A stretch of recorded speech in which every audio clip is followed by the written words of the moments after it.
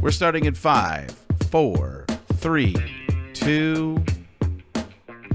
There it is. We are going. We are making history. This is happening. You're dressed up because it's like we've had a special rendezvous with me out there in Denver.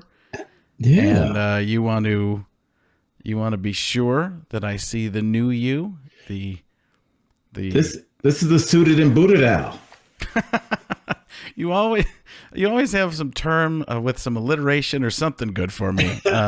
I say you look fancy, and then you have a phrasing. Well, yeah, I don't know how do you feel about putting suits on? I didn't know how much I'd like it. Obviously, I have to do it 5 days a week now, but I really like putting a blazer on. I don't mind it.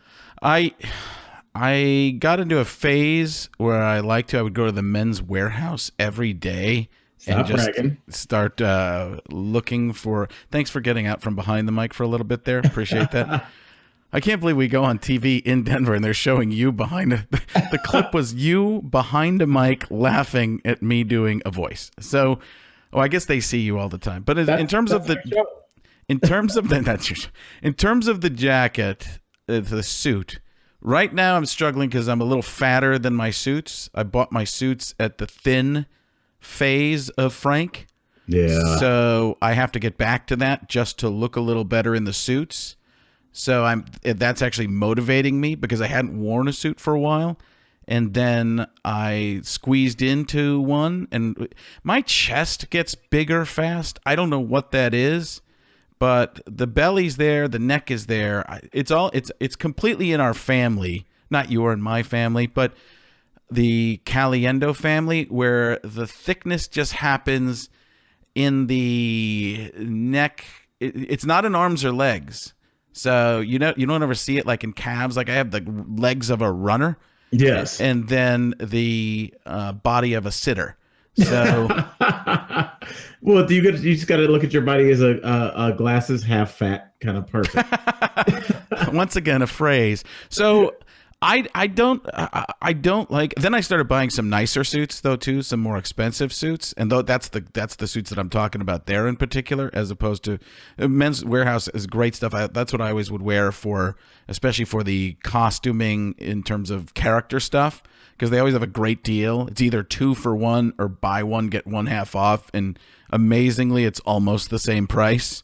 It is, and it's like they've been having that sale since they opened, so that's just what it costs. Right. It's not a sale anymore. And you see people going around to these different stores that are like that. I don't want to say it's just Men's Warehouse, or I don't even know if it was Men's Warehouse that I saw this at, but you see people changing price tags all the time. Yeah. So they can, like, that's half the job at some of these stores is changing the price tag so they can make the prices work out to be the same when they have a different sale. Yeah, we know we're not getting a deal, Men's Warehouse. Stop with the charade. But it is a deal. It is a deal. It's just it's always a deal. That's the thing. It's always a deal. But the marketing from places is they try to make you feel like it's a deal, right? Well, I guess that's why it's always like a car is always $27,999. There's something psychological that human beings feel when they feel like they're getting a deal. But there have been tests done too by studies, I guess, where they say the same price, but they say never done this deal before, and people flock to it and start doing it. It's all over Amazon. Like they show you what the price used to be. I've never seen the price for something at $75. It's only been at $62, and I'm like, I gotta get this before it goes up to $74. It's never back to $74. Yeah, they never take that line out of it. No, it might have gone down 40% 16 years ago, and they still get you because it's a deal, and that's what everybody's looking for, is that huge deal. And we see it everywhere, but it is amazing how I can still, and I know what's happening, and I can still get tricked into it. So kudos to you guys, the marketing people who originally figured out that just saying something is a deal turns it into a deal, and you win. Well, you said something earlier that really got me thinking, because first of all, you're doing the right thing. I think a lot of people, because you're like, I got to work out and get back into my suits. You don't buy bigger clothes. Once you buy bigger clothes, you're kind of accepting like, this is my new normal. And it really made me think about like what women must go through. First of all, their fashion's changed so much. I didn't think you were going to say fashion. I thought first of all, their fashion. I was like, where are you going? Yo, these women. No, but it's like you think about like they have so much form-fitting clothing. You know, we all guys go through this like, oh, the holidays were no good to my love handles. But like, imagine if you were wearing, I wouldn't even say a lot of women are wearing super tight things, but just women's dresses are kind of form-fitting. And like, if you put on a few pounds, you then realize how self-conscious you would be if everything kind of showed off your problem areas where guys can hide them. That's why I'm advocating for the baggy dress. I think the baggy dress, look at, I just know you're like, no, that's not what I'm advocating for. Yes, the baggy dress, no makeup, that's what I think should be the new standard for everyone. Well, I would make the argument that a sundress is I think the best article of clothing that a woman could wear because it's flowing, but like when the wind does hit it, it kind of shows her shape off, but it's not super skin tight. So it's kind of casual, but also it's like super sexy to me. I've always always been a fan of the sundresses, ladies. I think you're a fan of all the dresses and all the ladies. I think that's where that basically... I don't know. I can't believe you're categorizing it. Yeah, you don't have to put it in any smaller subset. I think I've been around you enough. I used to wonder what Tom was talking about at Bob and Tom, and I'm like, now after being around you for a while, I'm like, this guy's got it. No, I just think I think women are so beautiful. I know it sounds corny, but ever since I was a little kid, they just look so. I don't know. They're just much better looking, I feel like, than the male species. Absolutely, 100%. And if we could go more than that, I'd go way more than 100%. But I don't know. You just have this ability, and the ladies, you're Al. Ladies love Al. Lal. There we go. I'm gonna steal that from LL if he hadn't trademarked it already. Yeah, I'm sure it's done. It's his. All right. Well, how'd you like DBL, man? Everybody loved you. You are definitely one of our best guests. We've had guests on, and it's not a shot against them, but you know, it's a lot. It's a live, kind of intense work environment, and you can tell people that are used to kind of doing recorded television come in like, what in the hell is happening? But you literally sat down, I would say 35 seconds before we went live on television, and you just killed it, brother. Yeah, I just don't care. I think that's a big thing of what it is. I just go out there and try to be honest and real. And when I make the mistakes, I just play up the fact that I'm making the mistakes. I think most people are worried about looking silly. And as a comedian, you always have that in your back pocket that you can just say, I'm a comedian. So when I would dress very casually and go out on the road, and I'd be in pajama pants, and people thought they were the Zubas. I was like, no, these are pajama pants. They're like, well, that's pretty casual. I'm like, I'm a comedian. Oh, that's fine then. So you can do that and be, when you have that as your, like if you're a doctor walking around and you're at the grocery store in your pajama pants, they start to question you. Doctor's probably not a good one because they could look like fancier scrubs. Right. Designer scrubs, which is probably what had you gone into the medical field from your pre-med education. I could see you having the designer scrubs to go with the yellow sunglasses hidden behind the microphone that you always tend to get behind. So, where were we going with that? Oh, and I just go for full out energy. So when I get on there, even if it's not that funny, I'm loud and over the top, and I make enough sense that the hosts are usually happy. And I felt like I was in a good flow. And the fact that you guys have that that basically your crew is like an audience there. So they start clapping, and you feel like they're really clapping for you because you haven't been there before. So it was my first time there. I thought they were really happy to see me, and then I realized, oh no, they're just clapping to get energy going. Honestly, we don't do that, and actually, we've had meetings kind of saying like, please don't laugh or clap or awe or anything, because they didn't want to sway the viewer if I had a point and you just hear the room go, oh. Like, I mean, we've had issues where hosts were like, hey, I'm sorry, I'm giving my opinion. So the fact that people were turning around from their monitors and like looking at you, because I was looking, I mean, people are working under deadlines because, you know, the editors are getting pieces ready for the next show. So the fact they're taking time, like precious time, they can't get back to turn around and focus on you. That's the biggest compliment you get. Well, I appreciate it. Let them know thank you, and next time it'll just be the same thing again. So, by the way, do you have your microphone turned up incredibly high today or something? I don't know. I haven't touched it, but it does seem loud. Yeah, you're really loud. I mean, not that that's bad. But I think you're almost echoing. You're so crazy. It's fine. It's okay? It's a podcast. It's not it's not the Oscars. Oh, did you just seamlessly transition us into the Oscars? How about that? Was that I didn't even know if we were going to talk about it, but I thought that was your opportunity to go for it. I don't watch the Oscars. I'm guessing you probably have to for your job at Daily Blast Live. So did you watch all of it, or I watched little clips afterward? But I just. Listen, I can't. My problem is this is the same group of people that tells me all the rest of the year that it's all about art, which I believe it is. I love and I know the business is in it, but maybe it's just where I am at in life. In sports, I loved competition.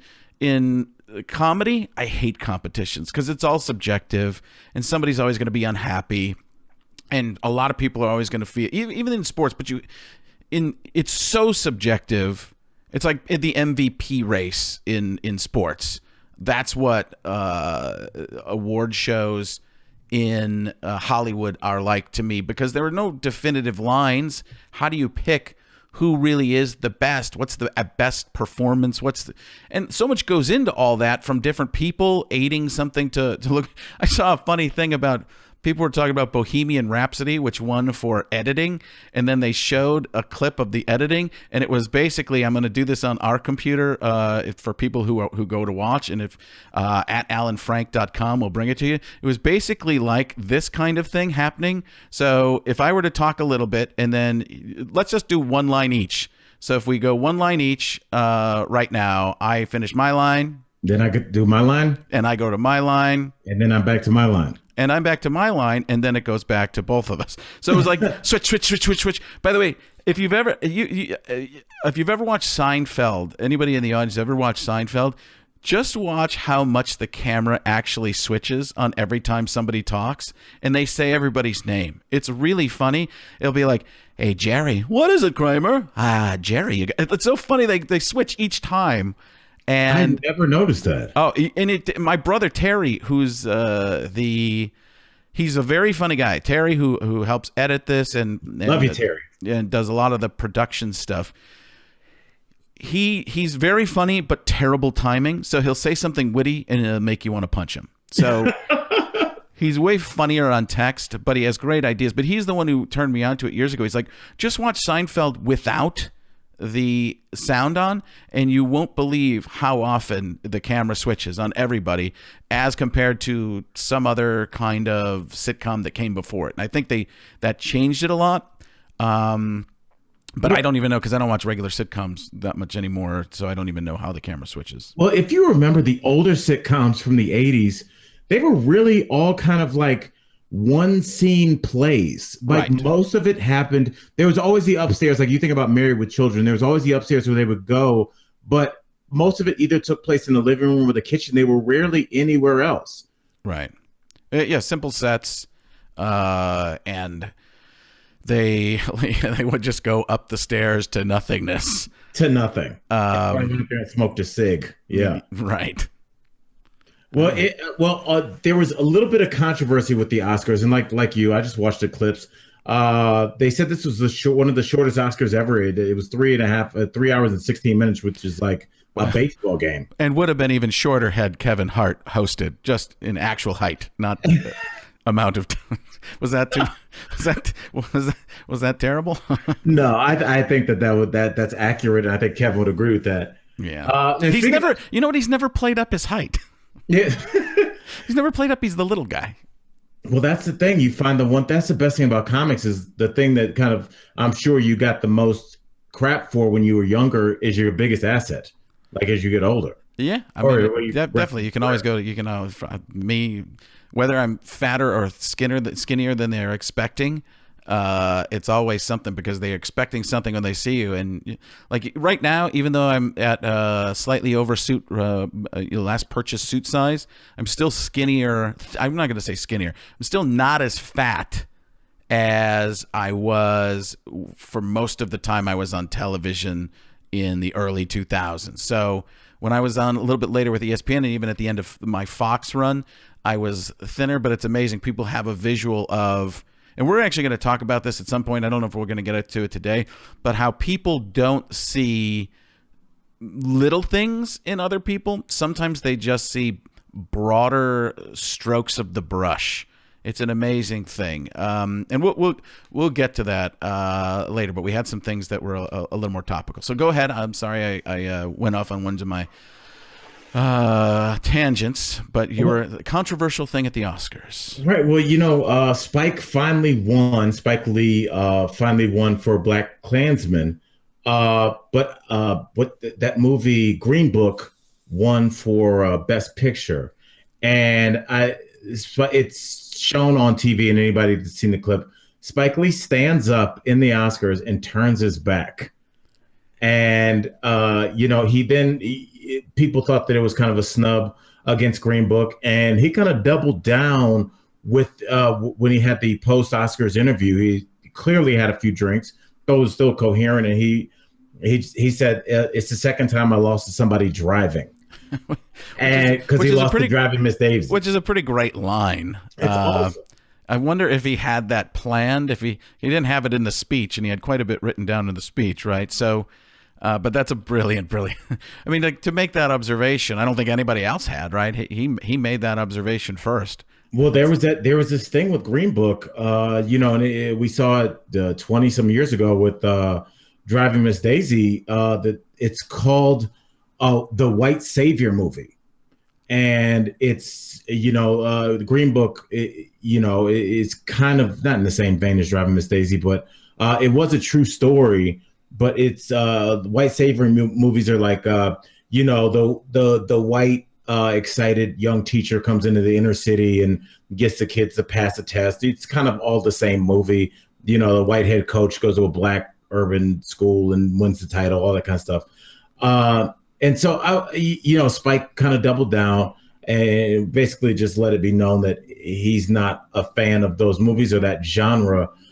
And I was going to ask you, do you think it's okay to take a shot like that, knowing that it's not just the actors or the directors you're taking a shot at, but all the people that kind of make the movie and all the hard work? Do you think it's cool? Do you think you should be honest, or should you just be like, hey, thanks for the reward? The line or the move, the turning the back? The turning the back and then kind of doubling down on it after. Or is that just him being honest? We always say we're going to be honest with our listeners. And so is that it? Would you prefer that he's just like, hey, had a great time. It's a pleasure making the movie. Thank you. Where's the buffet? Okay, I appreciate the honesty. But this is gonna be trying to win both sides of the coin here. I do appreciate the honesty. I think there's something very real there, but at the same time, I struggle, and I might do the same kind of thing. I'm that type of person that I would go into it not expecting to win, though. So that would be where I differ in it. I think that the back turn is probably a turnoff to a lot of people, and then it kind of makes your message. It could go two ways. I'm bouncing around here because these things are nuanced. So yeah, it takes a little while to explain yourself. Because if I were the person who loves protests, which I am not, I just a lot of times I get why there are protests. I totally understand. You have every right to do it. And I'm talking about protesting with picket signs, not picket signs, but signs out somewhere. Because a lot of times what that just does is already has the people on your side more on your side. The people who don't like protests, and I try to stay neutral in this. It's not that I don't. I've just seen what it used to do to me. I would be like, geez, it's just another when there's protest after protest after protest, me personally, the way I'm wired goes, oh man, I don't know, I feel uncomfortable. Some people are like, yeah, this is great, protest, that type of thing. And again, you have every right to do it. So I see that, and my first inclination of it is that I don't like the back turn. That's just me personally, but I don't have the same experiences as him. I don't know, what. I don't have all those feelings, pent up feelings, and if I did, and something so important to me, I might do the same thing. So because I'm a huge hypocrite. let's get that out there, because I say a lot of things and I don't. Recently, I was dealing with somebody. I was trying to deal with them with kid gloves over and over and over. The person drove me nuts, and I just blew up. So I'm the same. Right? And if you're in that moment and you're thinking you have this real chance, and then something that you're diametrically opposed to, quote unquote, beats you, that's a pretty tough moment. And you got to think too, Frank, it beats you again. Right? It's got to be it's got to be something that you can't believe happened the first time, and the second time you're like, well, I'm not gonna let this ride. But I wonder now, is this gonna have a ripple effect where we're just gonna see those movies being made less and less, or that people are now aware of it? Because I mean, I had heard of that, obviously, as a black man, and but I just didn't. I never really thought about it. Sometimes you see a movie and you're like, all right, Keanu Reeves goes and teaches a black baseball team how to be. It goes back to the White Shadow. In Right. 70s television, the Ken Reeves was the basketball coach, and it was a mostly black basketball team except for Salami, I think, and maybe one other guy. But yeah, I mean, that's I wouldn't have known that category had this not happened. But that's another thing to say is, why does it take something like this for so much media to pay attention to it too, right? It's something that wasn't really in the mainstream that much. Now it is, so I guess he's kind of done his job that way. I mean, we're talking about it. Right, when it's a protest, it worked.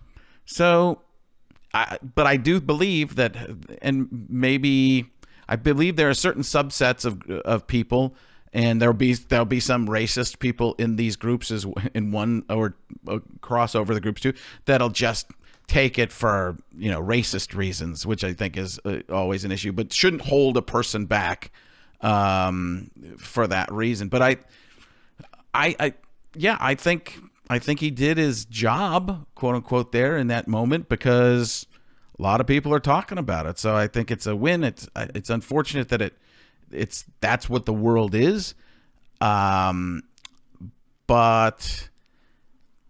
I don't know. But and it's so weird, right? That a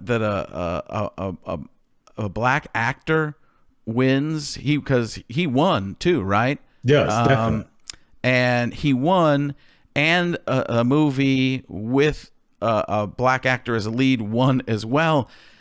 It's a weird, but it happens to be in that old formula. So maybe it's baby steps, but I get it, where Spike Lee's trying to do something edgy, different, real, and honest, and something that has somewhat of a formula. I guess, but formulas. Listen, we've been in entertainment. Formula is over and over and over. You see it.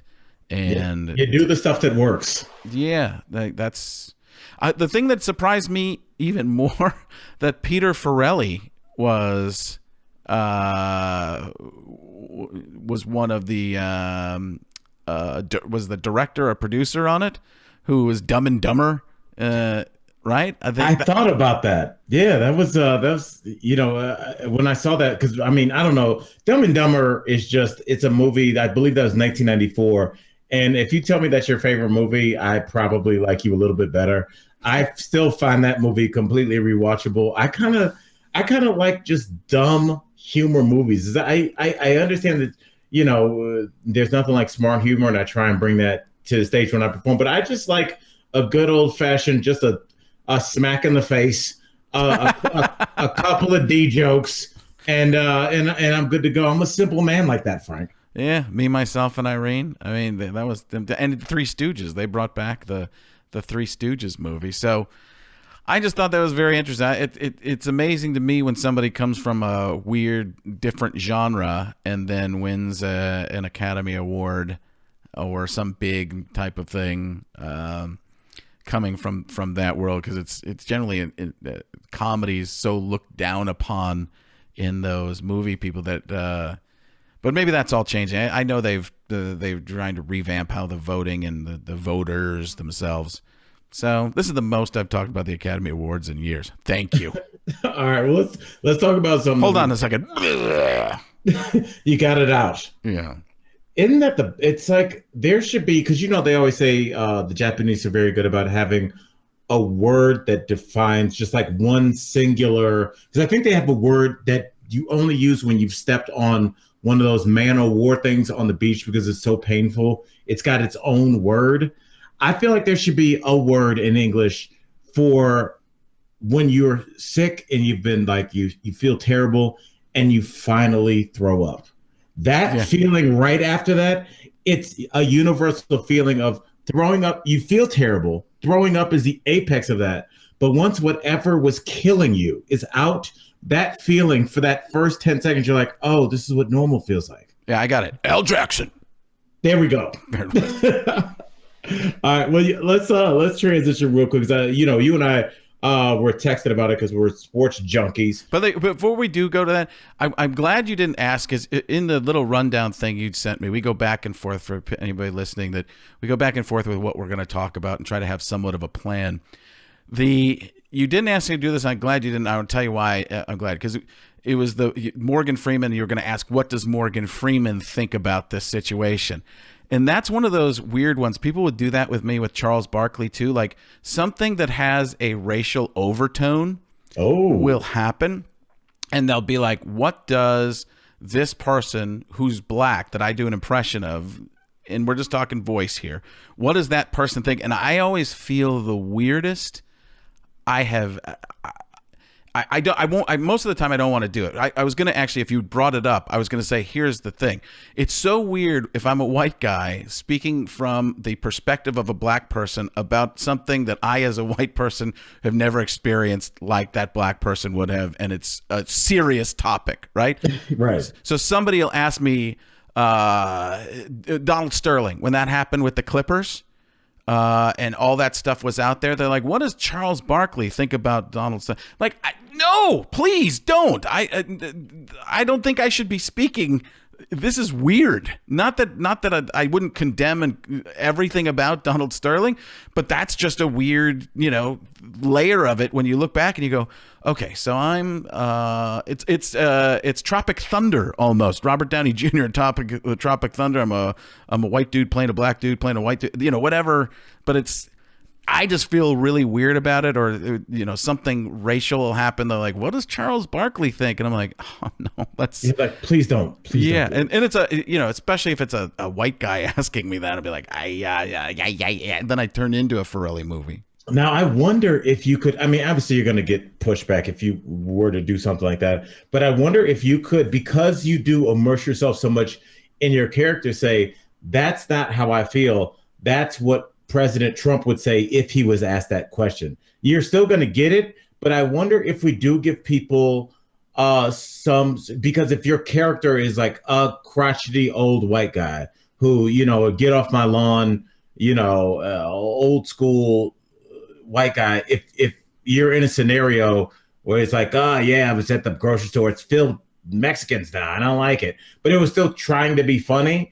I wonder if the fact that we do know that human being exists, correct? We do know that people like that exist. So in a weird way, in a voyeuristic way, I know how Al would talk about that grocery store. I know how Frank would talk about that grocery store, but what is an old crotchety, I don't like the way this country's going white man think about that grocery store if he makes it funny? I don't know if that would be. Well, I think Or even it's harshly. it's more believable from me though. Right. If you looked at me and you could go, "Oh, Frank could grow up to be an old crotchety racist guy." I get, I don't think so, Yeah, you're but too emotionally sensitive for that. You're very cautious about making sure that you don't step on people's toes or hurt people's feelings, and that's something that I've noticed about you from day one. Like you just that's not something that you're into. Not something you're with. yeah, well, I just believe me, I've been accused of everything, but it's one of those types of things where I just think if it's an important matter, that's more of what it is to me. If it's an important matter and you're asking me to speak from a black person's perspective comedically and make comment, I don't think I just it's wrong. It's weird. I don't think I can do it. So I don't. I will generally turn it out from the crotchety old white guy perspective. I've recently been asked to do different things and go on and my Donald Trump, and I get flack for this because my Trump is silly. It's people are like it's not mean enough. I'm like it's just what I've always done. It is what it is. There's other people who are better being mean. But if I've been asked to do some things where it's saying really, really racist types of things, even though it's not me, it's the character and the Donald Trump character, I'm like, I just don't even want to say be this person saying these things because I can do it in a much more creative way and you'll still get the point as opposed to just calling some person, a Mexican guy that I don't even know his name, calling him a standard Mexican name. You know what I mean? Right. That stuff to me is just, it's kind of easy and it's real easy. And I think it would appeal to the wrong people who'd say, yeah, that's the way to do it. And then the other people who get it and know what I'm doing, they get it. But the message doesn't get across. I'd rather have people by the way, I had somebody send me a Facebook email or Facebook message after a show this weekend in, I think, Atlantic City. I'm not sure if it was Atlantic City or in the Philadelphia area. And he was so mad at me for attacking Donald Trump. So that's what he was doing. Was he said I was attacking Donald Trump, and I came back at him, and I was very polite about it. I was like, okay, you have every right to your opinion, but just know that I've done this kind of thing with every president. Do I attack the politics? Never. It's all about the character of the person. I even set this up in the show that's where I'm coming from on it. I don't care where your political spectrum is. I'm not ripping you for however you think. But these are jokes. It's free speech. And if you don't like it in the end, that's fine. But watch Alec Baldwin and then watch me. It's nothing even close to an attack. And I came back at the guy very nicely. I haven't heard back from him yet, but it was almost like the Girl Scout troop leader where I'm like, come on, I'm just going to come back at you really nicely and see if you can understand.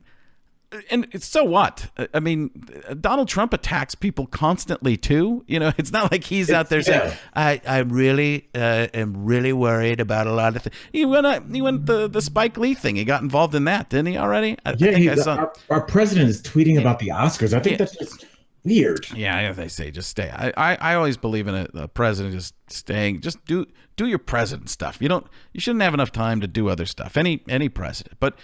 I'm getting off topic there, but it was just I was so blown away by the guy getting mad about me with the Trump stuff, and I'm like, I don't even know what to tell you. And then I asked for specifics, like what did I say that it was? Because he said he walked out and wanted his money back and wish he had a way to get it back. And I want to say, have you not seen all the stuff I do? And I'm not Bill Maher. I'm not anybody out there really doing a political show, and I blatantly say that in the show. This isn't political. This is just silly, and everybody knows these characters. In a world where everybody's programmed too directly, it's hard to find. That's why I try to get away from the impressions more. But everybody knows the president, and they know me well. So right. You have your own opinion on it, and you could take it wherever you want it to do. That's what I kind of leave it as. But it threw me off, and I think he maybe just wanted to see the sports stuff, but that's only a little piece of what I do, and I don't market it that way. So, and also, hey, buddy, you're allowed to be upset. It's just like this. We live in this world where everybody thinks that their opinion matters, and this is myself and you included. It kind of doesn't. You know, people's opinions in group matter. If you were doing something that was offending entire audiences, and you start getting calls from the booker saying we got 6 tickets sold in your shows tomorrow night, now that those opinions do matter.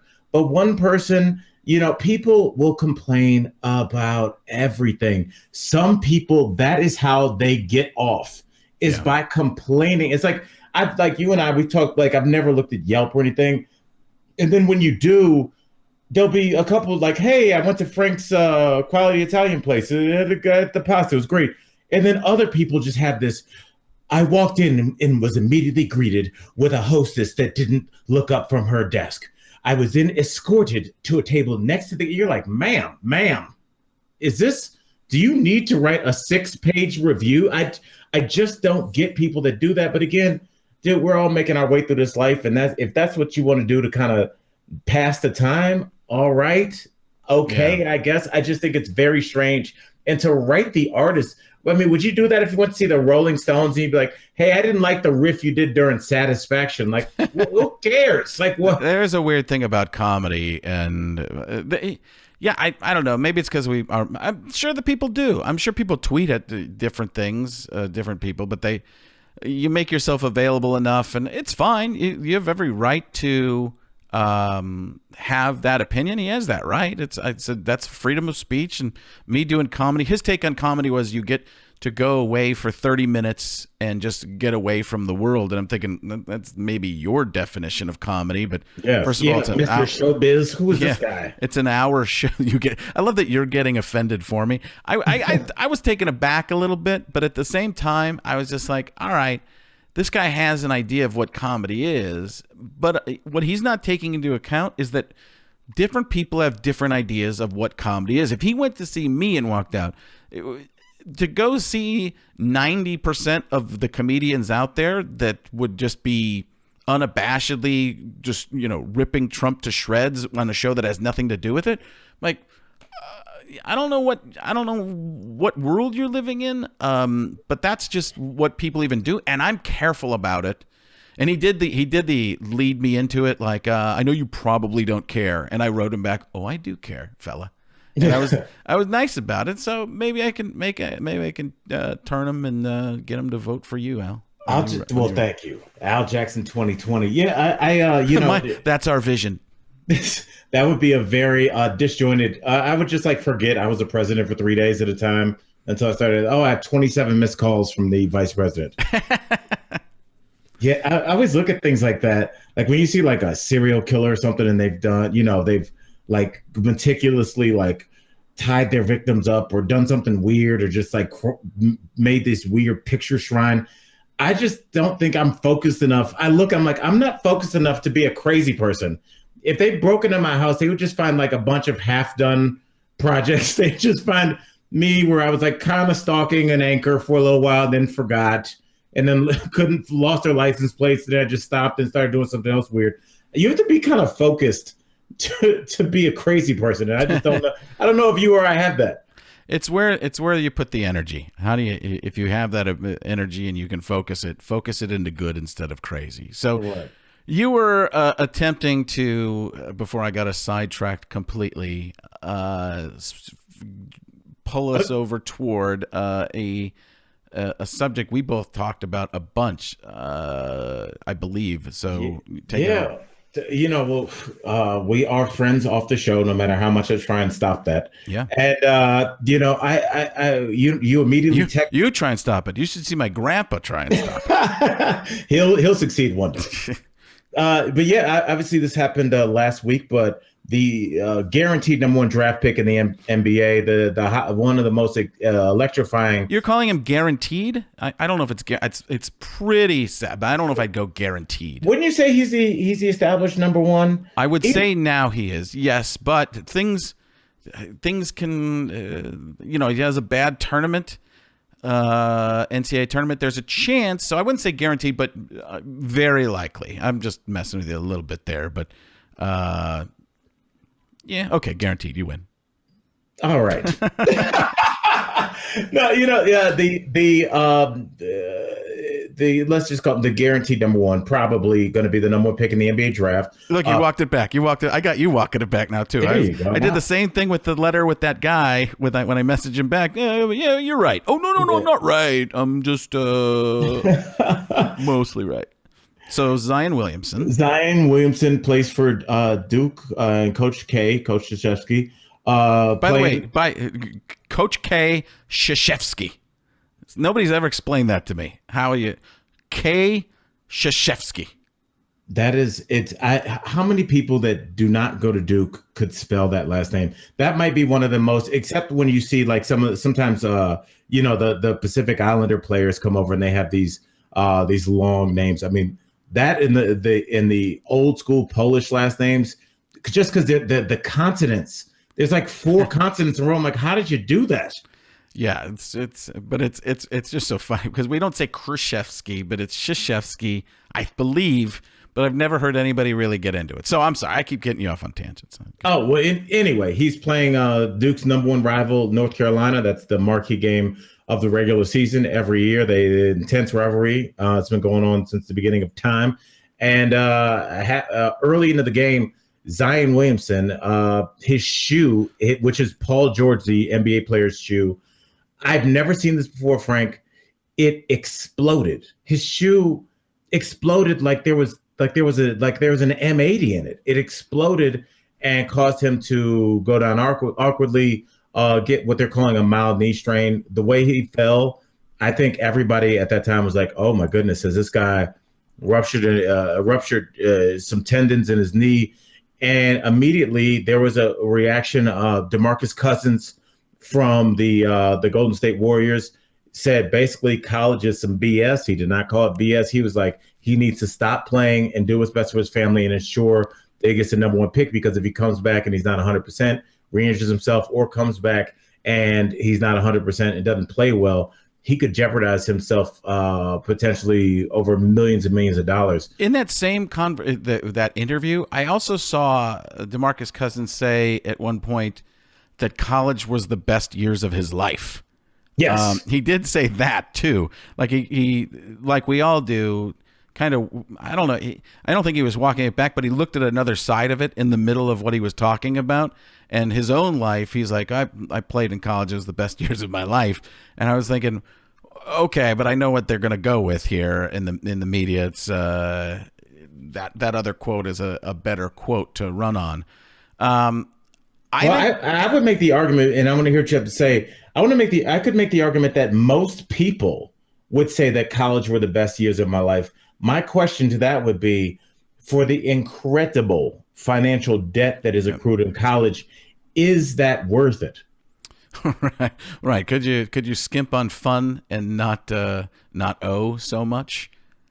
Yeah, it really is an American thing, because colleges and universities. I have a friend of mine that's from Australia. I have friends that I worked with when I was at the BBC, and they were like, "We do not understand your college system at all." They were like, college for them is classes and you go home. They don't have pep rallies. They don't have a school mascot. They don't have wing night.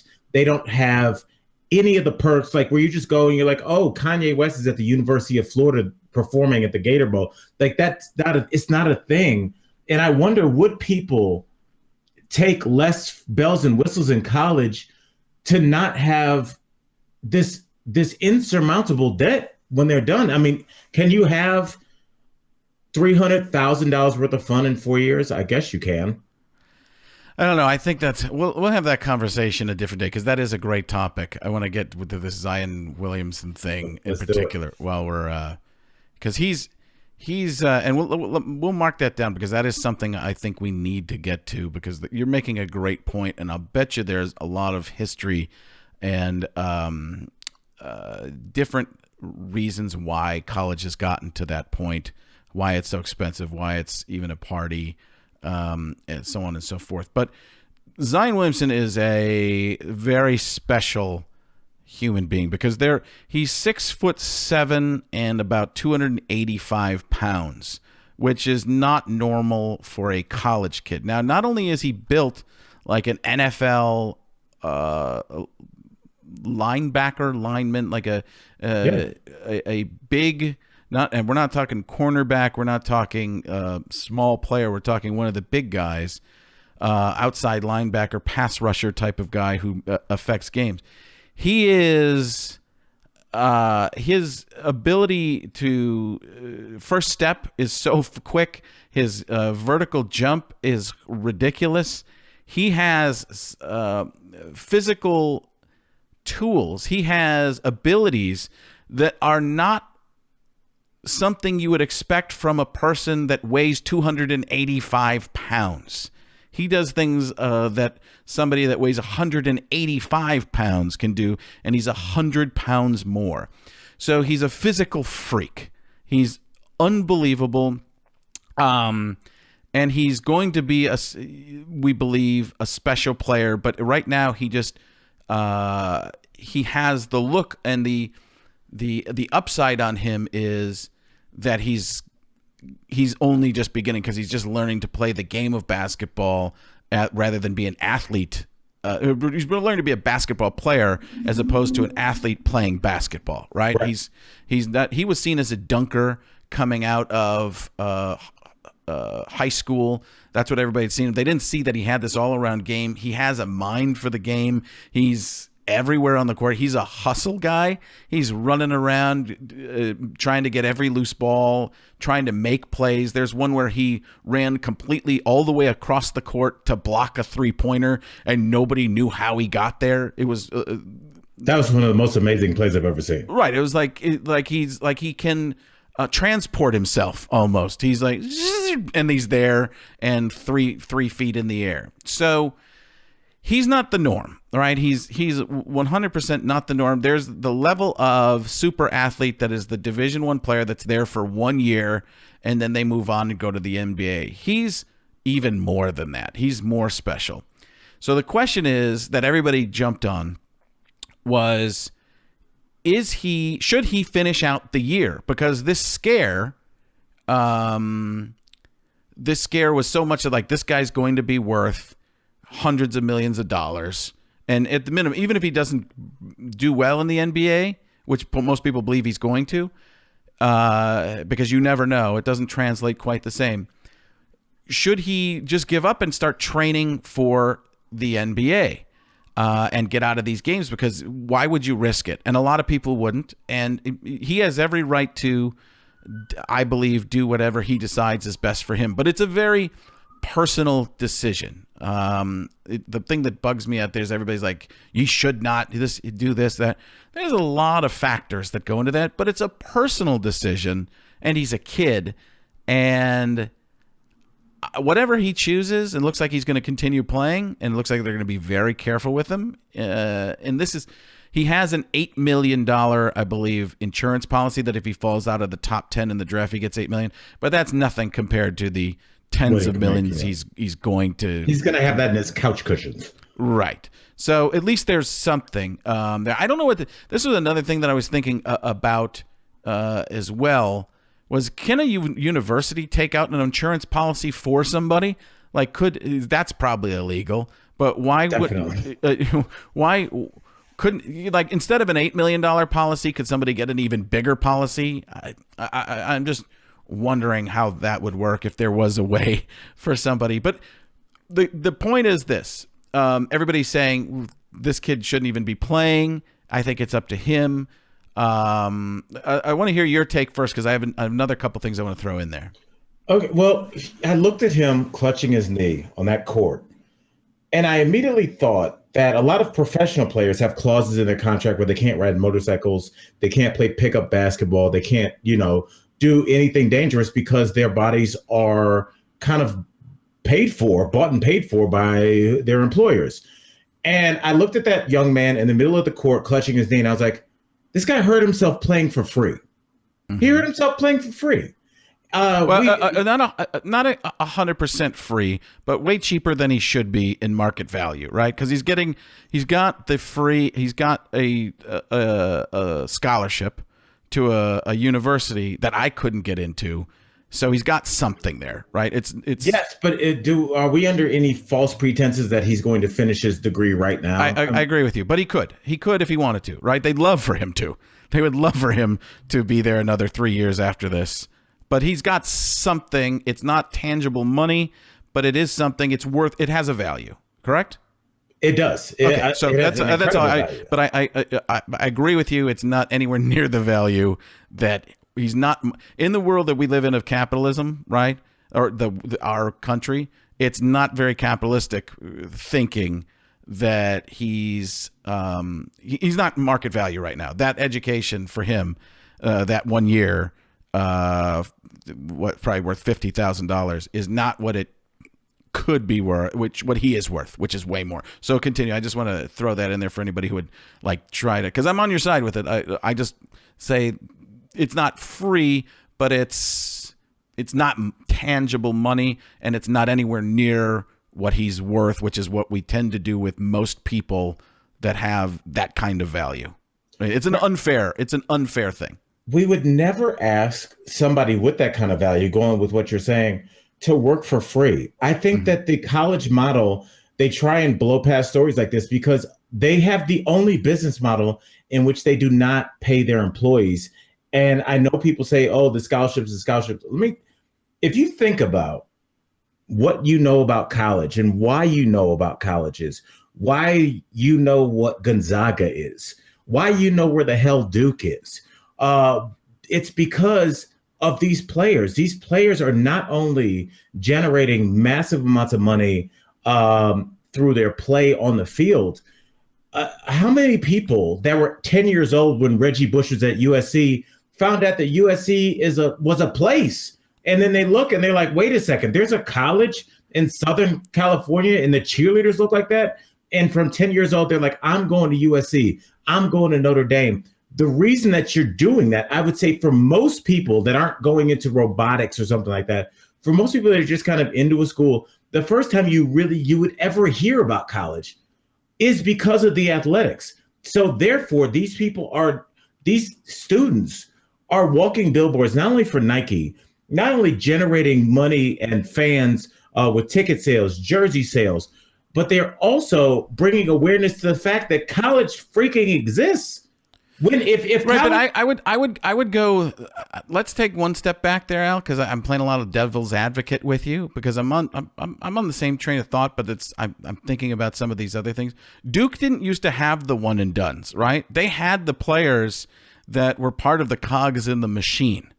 They didn't have the superstars a lot of the time. They had Grant Hill and they had some others, but. I do believe college athletics, especially basketball, because the second and third tier of basketball players is still pretty amazing. They're amazing. It's incredible. You can't even imagine once you see and get down there and see how big these guys are and how agile they are for being that big. It's incredible and amazing. But I have to bring up my other point, so I don't. You mind if I get into this real quick? No, here? please. Because I think it's about choice, and the problem is there isn't much of a choice. And the fact that you have to go to college for 1 year, you have to be out of high school, I believe, for 1 year before going to the NBA, and that's by the collective bargaining agreement because it's what I believe the owners of the teams wanted because they didn't want to be giving all these crazy dollar amounts to somebody who wasn't tested in a middle level yet outside of high school to see what they could actually do. And I think that time has changed a little bit as well because we see better levels of basketball in the middle. But the problem is you're only in college, right? You can only go to college or you can go overseas where nobody's going to see you. Zion Williamson, even though everybody's saying it, I don't believe he was going to go number one before this season of college. He might have, but he solidified it by being at Duke. Do you agree?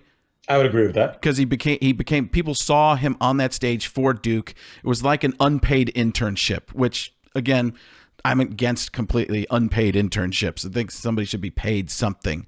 But in terms of looking at, he had no other way to go. So he could only go to college and not make money.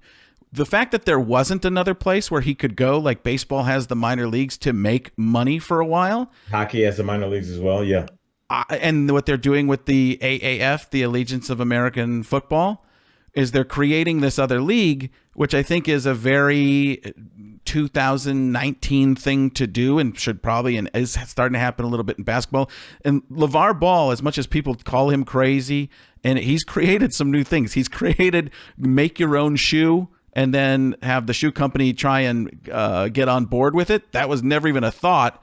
And now with better players, that's going through people's minds. And he's created a league and that kids can go to out of high school, which is what they're doing in football with the AAF, that you have a choice now. Either go to college, have the best year of your life on a college campus. You're not really there for school. Most of that super level, and I don't think they should be. If Bill Gates, and who left college, that's probably a bad one. You find somebody who's a super genius, they're immediately going to be hired somewhere, right? That you just pay them. Sports is the only place where we go, we got to do this for a year before you come and be a part of our professional league. But if there was a league that they could make good contracts, that they could have decent contracts, 1-year contract for, let's say, $1 million or something, that starts to help, and at least you can make money. And it would make that league, if the superstars went there for a year and it was like every year you have these superstar high schoolers creating this league, or they have the choice to go to college basketball is still going to be there. It might not be as big, but with the superstars. But how in the March Madness tournament, how many times is it a team that beats the superstar and the teams that have been around, the Gonzagas that keep players for 3 and 4 years? They have 22-year-old men playing against 17, 18-year-old kids. And It's a difference. So the basketball in the NCAA is still going to be something because people are tied to their games. But I just believe that you shouldn't have to go play. Like you said, it is basically for free, even though you get the education.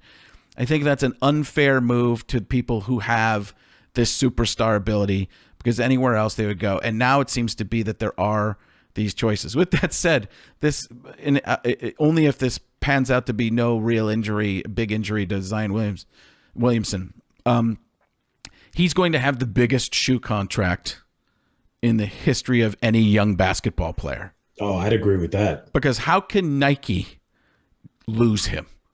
If he jumped and ran out of his shoes to the point where he can't play in them anymore, and somebody else gets that contract with him, you know how badly Adidas wants him, how badly Under Armour wants him. He's going to be we're talking tens and tens of millions of dollars like we haven't seen before.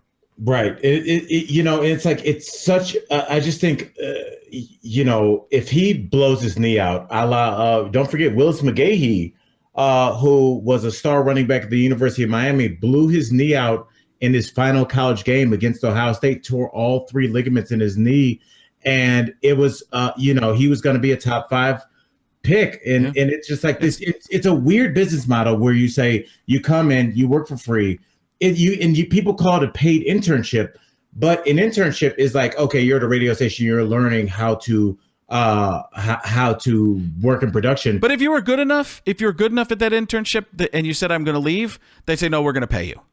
That's where the difference is. It's like, as soon as you say I'm going to leave, they're like, oh, we're going to pay you. Well, you can't leave though with college basketball. Right, that's what I'm saying. I'm in your argument. I'm on your side on this. Like, you can do that in an internship, the paid internship or an unpaid internship. You can say, I'm just not going to do this anymore. Wait, you're too important to us. We're just giving you a job. They can't do that in college. But if you had the choice and you chose to go to college and that's what your choice was, I'm more for that because you have the choice. And it's also weird because you can't work. Yes, absolutely, 100%. Yeah, I agree with that. The rules are ridiculous. Somebody can't buy you a hamburger. A friend of mine was texting back and forth because I was talking to him about this, and they can't buy you anything. You have to be worried about the rules all the time, and you're under a microscope, especially if you're a superstar. You know what? I know you have to get to work. So why don't we just pick up the next one at this, because there's a lot here. And this is one of those cliffhanger moments that I know we can get back to. And I think we're on the same page with this pretty much. But it all comes down to, in the end, it's the choice. Right. And I think this is a perfect story where we can start to ask our viewers to write in, because I know there's some people that will disagree vehemently about this, and we love that. Like, so please, like, write in. We'll give you an email address, and write in, and we'll read some of your letters on the show, because I want to hear both sides. They can get us on alandfrank.com. If we don't have a specific email address there yet, which we should, they can just message us on Facebook or hit us up on Twitter or Instagram. And your personal Instagram is? My personal Instagram is Al Jackson IG. And I'm at Frank Caliendo across the board on stuff, and at Alan Frank. But alanfrank.com will have all that stuff for you too. So Al does like it when you disagree with him. I don't like it when you disagree with Al. I love it. But we definitely would like to hear from you, and we're going to get back into that, because I think we only hit about 20% because I go out and went off on that guy getting mad at me about the Trump stuff and threw off our show. But there's so much there. So let's pick it up, and there will to be continued, because there's too much meat on this bone. Love it. All right, brother. Love you, man. And I love you, Al.